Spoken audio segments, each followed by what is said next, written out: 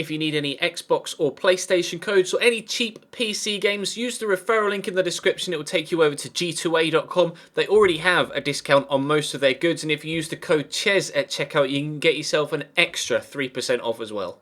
Hey guys, how's it going? Chez back again, and welcome to episode number 19 of the second season here at AC Milan. We start with a game away from home against Bari towards the end of February.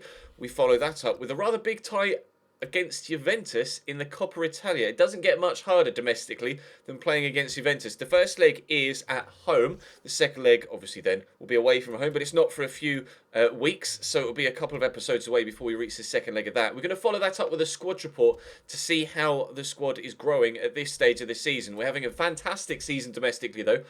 We've seen semi-finals of the Coppa Italia. We are top of Serie A by 9 points ahead of Udinese and Napoli. Napoli, of course, as you may have seen from the calendar, is the side that we play after Juventus, which will be the first game of tomorrow's episode. So big games on the horizon, including the second leg against Fenerbahce in the Champions League round of 16, which we drew 2-2 in yesterday's episode in the first leg. So there's a lot of big games being played, and hopefully the squad can cope with the busyness of the fixture schedule. But if you enjoyed today's episode, drop the video a thumbs up and subscribe to the channel too to ensure you don't miss out on any further content. There'll be, of course, a My Player episode later on tonight too, with it being Thursday. If you don't know what and when I upload, there is a schedule in the description of every single video and on the About tab of the channel page. So feel free to check there for when my videos actually go live, or alternatively just follow me on Twitter, and I tweet out every single time a video is live. And if you're subscribed to the channel, it goes into your sub box anyway, at least if YouTube's playing ball. So anyway, let's try and play ball ourselves, shall we? Let's get a victory away from home against Bari. Kutzka, go out wide to Bretonnier. I'll just try and feed this around the corner to Jorginho. He's in the box, we'll aim for the far bottom corner. Whoa, if that was Pato in that position, you have to feel that that would have been a goal. Unfortunately, it was our holding midfielder that found himself in that area. It was a decent attempt, but wide of the target. Bretonnier to Kutzka. Pato's made the run, and there's a man on the outside. It's Bonaventura. Their defender makes a heavy touch, and could have drilled that across. I didn't think it was going to reach someone though, but Pato, good first touch and a finish. No, straight at the keeper. Oh, if I could have just squeezed that in that bottom corner, that surely would have been 1-0. Bernardeschi will take the resulting corner. Up goes a defender with Romagnoli, and Bretonnier will shoot. Oh, yep, he's definitely left-footed. Good ball into Lazzari. We've gone for the shot. Keeps! Donnarumma just didn't react until the ball was practically past him. I don't know whether he got his angles wrong, thought it was going wide. I was confident it was going wide because of the reaction of the goalkeeper until it flew into the back of the net. I want to see a replay of that. It's not the best of angles for a replay, this, but he just floats it and keeper just is like, oh, it's fine, it's fine, it's fine. Actually, oh shit, it's going in. Really, really strange. Good finish though. 1-0 to Bari. Galano into Piacenti. Good tackle by Rodrigo Eli, not once but twice. And Bretonnier will get it forward to Kutzka. I checked actually Bretonnier's just profile, and he is actually right-footed. So that shot that went so very far high and wide earlier on was actually on his favoured side. Pato, though, will bury that into the bottom corner. 1-1. Yeah, Bretonnier's right-footed. So when he skewed that shot all the way over there, that was on his favoured foot. He's perhaps just not the player to be shooting with. Pato, though, good ball into him. Nice turn to get it onto his favoured right foot. And we're back on level terms. Bonaventura into Muru. Looking for Kutzka, but it's actually Muru. I'll try and lay it back. It's actually fallen to Jorginho, but Mikai makes a comfortable save. Not enough power on that shot, unfortunately, to cause many problems. And it's half-time. Corner for Bari. Going to come in from that far side. Keeper should have that. Oh god, he's only punched it. I thought he was going to catch that. Bernardeschi will try and set up a counter-attack, but I think that's going to be another corner. It came off him, it did.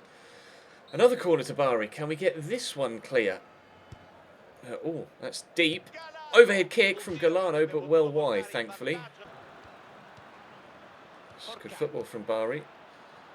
Bukhari with a shot. Oh my god, I think Donnarumma got a touch on that.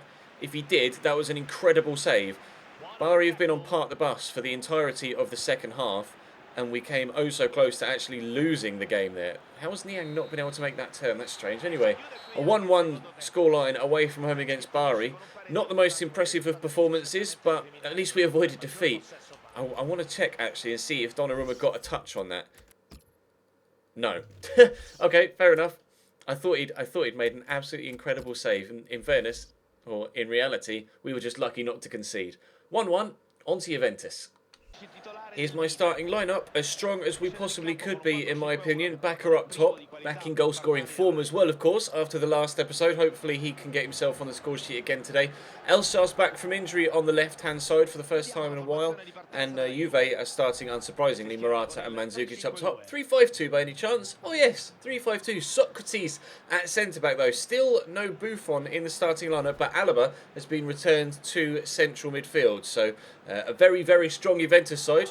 Equally strong Milan side. We'll see how this goes. Although Mandzukic clearly is in good goal scoring form, so we'll have to keep him quiet. But if I if I concentrate too much on Mandzukic, then Morata will just score a hat-trick instead. So we just got to be vigilant on all fronts. Decilio down the line to Elshar. We'll turn inside. Lay it to the man on the edge of the box here. It's Marco Verratti. Get her past a couple of players and then fire that in the top corner. No, Robinho has other ideas. First chance of the game though goes our way after just 4 minutes. Seeing the man stood there at the far side of the box at the back. We'll ping it to him. It's Simone Verdi. Good first touch, please, Simone. It was. And, oh, the defender got a block on us, hoping to get the shot off before we got there. Never mind. We'll try again from the corner. I could try the same tactic again, but I'm going to put it towards the penalty spot. It's actually a little bit nearer the near post than I wanted it to be, but Maori can head it back into the box. Oh, it's Thiago Silva that brings it down into Marco Verratti. Let's go out wide to Elshar and just loop it towards the back post. Well blocked by Bonucci.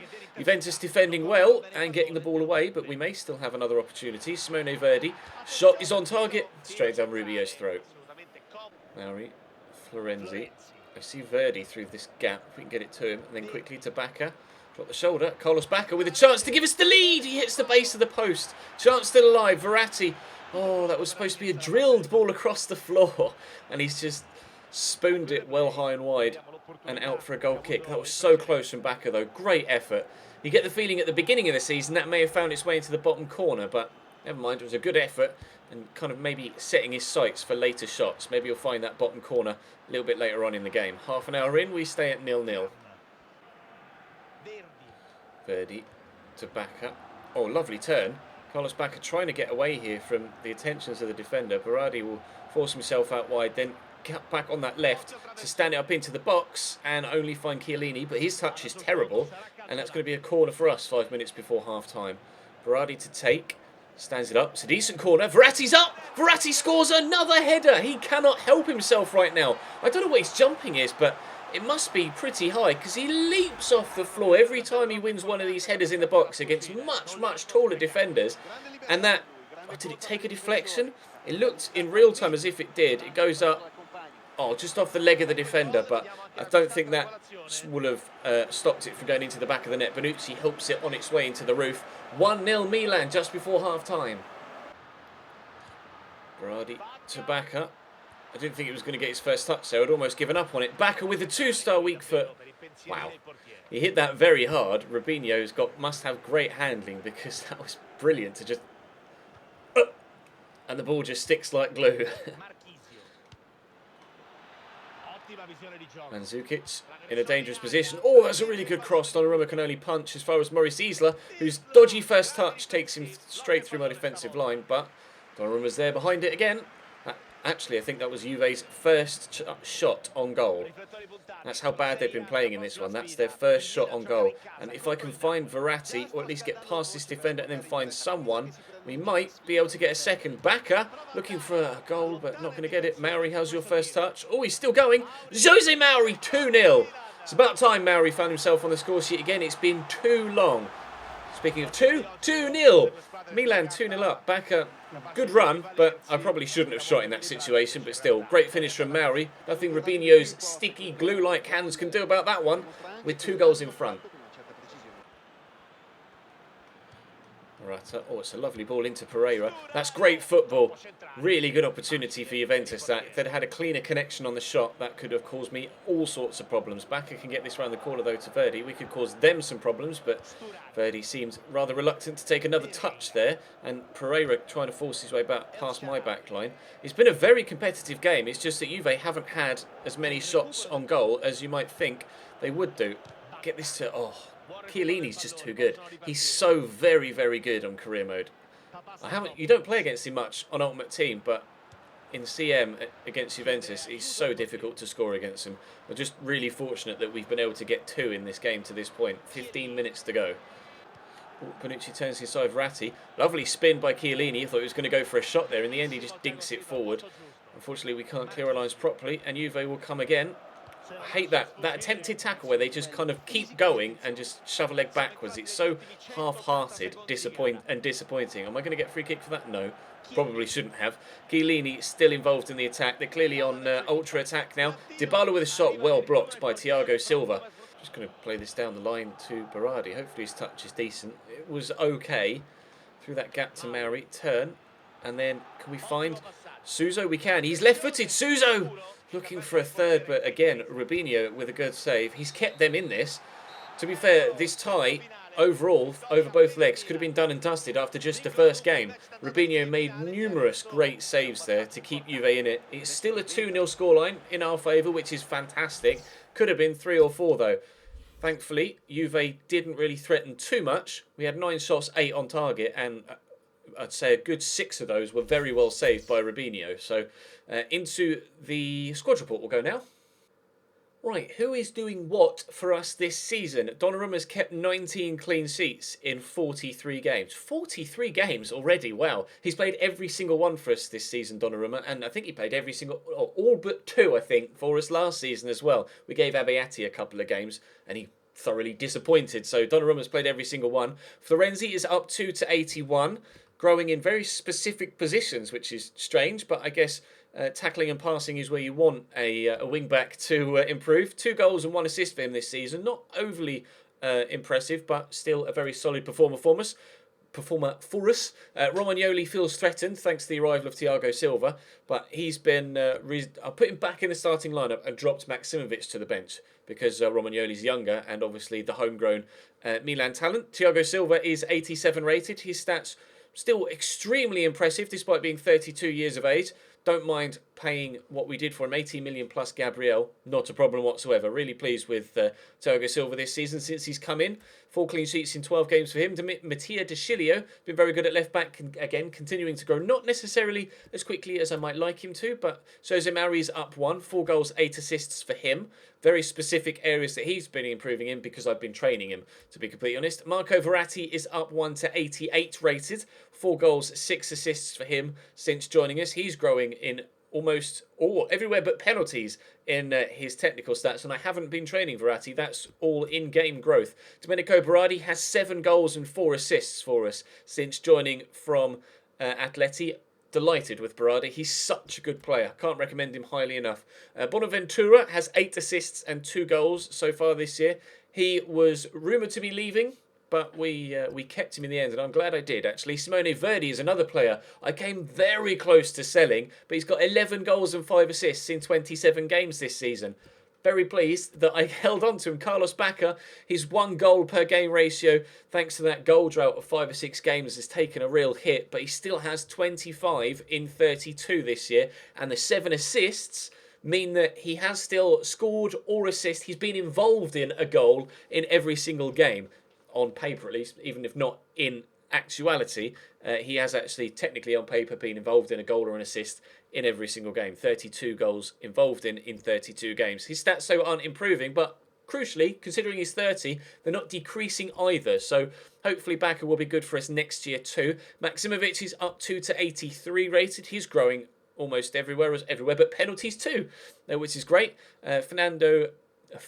Federico Bernardeschi, 3 goals, 2 assists for him. Growing a little bit, but up 1 to 80. Nicola Muru is growing too. He's currently transfer listed because, of course, we want to bring up the Scout Future Star guy. Actually, he's not Scout Future Star, is he? He's just a really good prospect. I'll show you the kids we've got in the youth squad after we've done the Scout report. But he's been involved quite a little bit for us this season. Jorginho's been involved a bit. 4 goals, 6 assists for him. 1 to 79. Niang is hopefully going to leave us in the next window, but 2 assists in 22 games for him and no goals. Average rating of 6.1. He's been really, really poor. Look at that. In pre-season, a 3.8 average over 2 games. That's so bad. Stefano Sarawi's up 1 overall, 3 goals, 4 assists for him this season. Alexander Pato is up 1 too, 10 goals and 3 assists for him since joining us in the summer. Really pleased with Pato's goal scoring ability this season. Cameron Brown was our first season Scout Future Star. He's terrible. Andrej Modic is another youngster that was already here at Milan. He's up 3 to 67 this this season. I've not been training him. Same with Mario Piccinocchi. He's up 1 as well. Again, not played, transfer listed. Bretonier's up 4. A little bit of that is training. A little bit of that is his continued in-game growth, considering he's slightly glitched. So up 4 to 82. We bought him at 78 rated, and he's now 82 rated. 1 goal, 1 assist from him. Finishing in 49. That now makes sense why his shots in the first game was so bad. Philippe Mexes is, well, not playing for me, and he's retiring at the end of the season. Otherwise, I would have sold him already. Comey is up 2. Not playing him, though. Don't want him. Suzo's up 2. He's actually growing really, really well. So I still am not sure what to do with Suzo. 1 goal, 1 assist. He's not been that heavily involved, but his stats are growing well. So maybe next season he may be. Rodrigo Ellis has seen his first team football cut this year, thanks to the introduction of a couple of extra centre-backs. But still 12 games for him this year, and not really growing overall, though, despite some improvements technically. Piccini is up 1 to 75. Unfortunately, still out for another 4 weeks injured, but he's very, very good. Cannot recommend him highly enough. Only 75 rated, but he is rock solid at right back. A very, very good player. The 80 strength and his height come in handy when playing in that role. Tonelli is unhappy. He wants to leave. I'm trying to sell him. We couldn't get rid of him in the previous window. He's not growing or playing more often than not. Giacomo Beretta is a young player that was already here. Don't want him. Can't sell him. Kutzka's stats are starting to drop mentally, but technically he's still growing, so I don't know what to do with him. Paletta is he retiring? He's not retiring, but I don't want him. Tried to get rid of him, couldn't. And then we've got a handful of kids that are out on loan. Mastor hasn't grown as much this season as he did last year, which is disappointing, but he'll be coming back to the side next season. So maybe we'll move Suso on and give Hachi Mastor that first team spot. He's nowhere near as good, but if we train him, then hopefully he could be absolutely fantastic. Of course, he has the 5-star skills that are kind of gold dust in career mode. Alessandro Mastalli out on loan, growing very well. He actually performed quite well for me whenever I called on him before he went out on loan as well. So I'll probably keep him. Vergara out on loan. I will sell him. Not enjoying playing, or haven't enjoyed playing with him whenever I did, and hasn't been able to force his way into the first team due to other transfers. Davide Calabria, meh, another youngster that's out on loan, not that good whenever called upon. And I'll quickly show you the youth players that we have right now as well. Most notably, the left-back Fabio Barros, but Christian Bonaventura is being trained currently, and I will, now that he's turned 18, call him up to the first-team squad sooner rather than later, so that he can continue to grow, hopefully. Fabio Barros is potential of 89 to 94, so he looks like he's going to be absolutely incredible, and he's only 16, and he does keep growing overall month by month, so I'm going to leave him here in the youth squad until he's at least 17, maybe even 18, and hopefully he will just continue to grow, and then I can start training him once he's 18, because I don't want to stunt his physical growth, so I would like his physical stats to be a little bit better. And then we have a centre mid here, potential of 80 to 86, Giulio Camilli. Not sure what he's going to do, apparently technically gifted, and to be fair, at 16 already has 75 ball control and half decent top half of physical stats. His bottom half of the physical stats could really do with improving, so hopefully as he gets older and grows, that will improve. But the league table currently looks like this. Thanks to that draw against Bari, unfortunately our lead at the top of the table has been cut to 7 points, ahead of Udinese and Napoli, but we can go 10 points clear of Napoli if we beat them in game number 1 tomorrow, and hopefully Udinese will drop points too. We're still nailed on favourites for the Serie A title, and hopefully we can do just that, and we're looking to retain our Coppa Italia title from last season as well. Already 2-0 up from that first leg now, and we'll play the second leg of the Champions League round of 16 in tomorrow's episode. Drop the video a like if you enjoyed, subscribe to the channel too if you haven't to this point to ensure you don't miss out on any further videos, and I'll see you next time.